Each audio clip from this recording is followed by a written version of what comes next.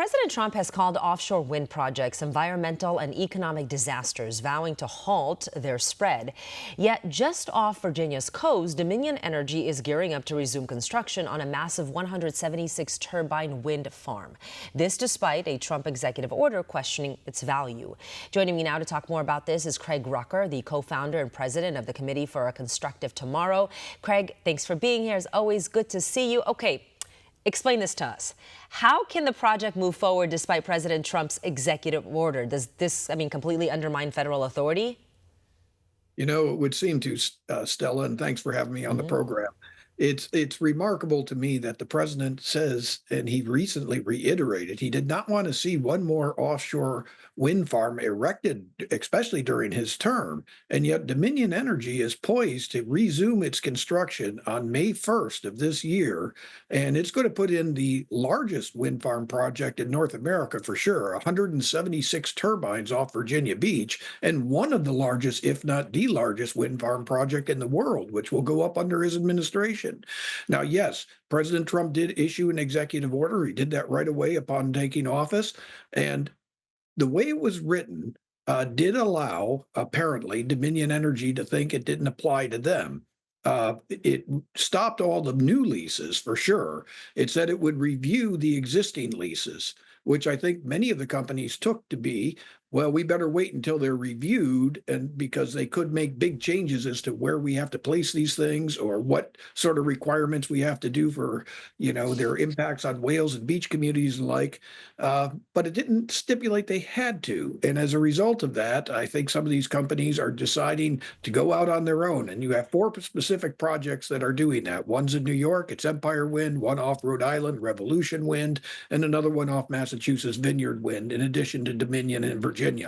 And so we're calling on President Trump, and actually specifically Secretary Burgum, who has the authority to pull these permits and at least wait until they review what Biden had done in rushing these things through, because there are some big emissions that ought to be looked at. So how do proponents justify the cost of offshore wind when critics say we actually get minimal energy output? Yeah, I think it's a little known thing to most people, Stella, that offshore wind has never been really ready for prime time. At best, it operates about 35, sometimes 40% of what it says it'll produce. That means that about 65% of the time, at least, you're going to have to back it up with reliable energy, usually natural gas, but sometimes it could be hydro or wind. I mean, not wind, but nuclear. So the bottom line is it's enormously unreliable. It destabilizes the grid. It's also a GAO report just came out last week, I believe, and it said that it actually disrupts our national security. Offshore wind farms were cited for interfering with the radar that is used in our defense.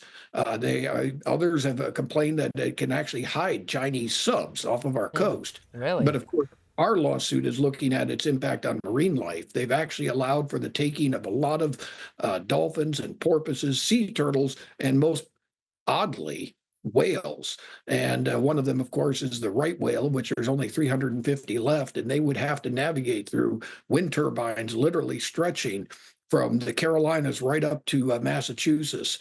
And there's been a tremendous number of whales that have beached themselves starting in about 2017 when they started the pile driving, but particularly under the Biden administration when they exacerbated it. And, it's just a real threat on a whole host of levels. But to your point, that's not actually being addressed or being covered. Like, how can offshore wind farms be called environmentally friendly when there's evidence that suggests that it's harming not just whales, but birds, bats? What's being done to address these impacts? It's as if you know it.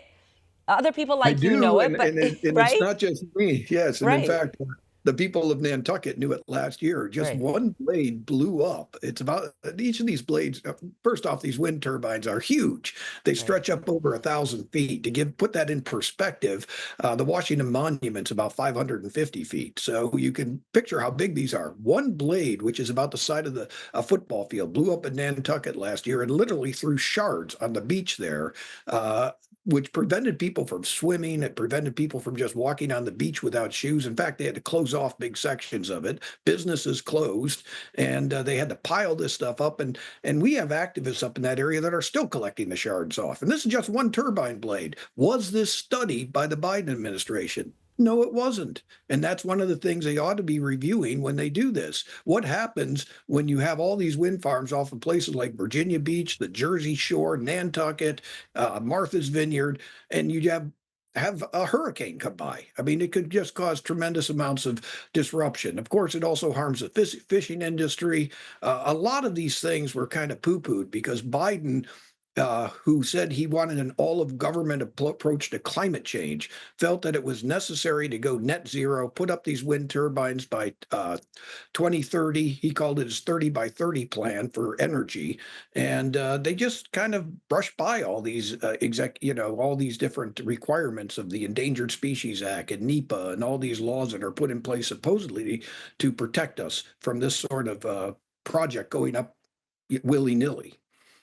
Well, we are going to continue to follow this story with you, of course. You're always on top of this. You know, the question, as you can see on the screen, do offshore wind farms threaten the environment?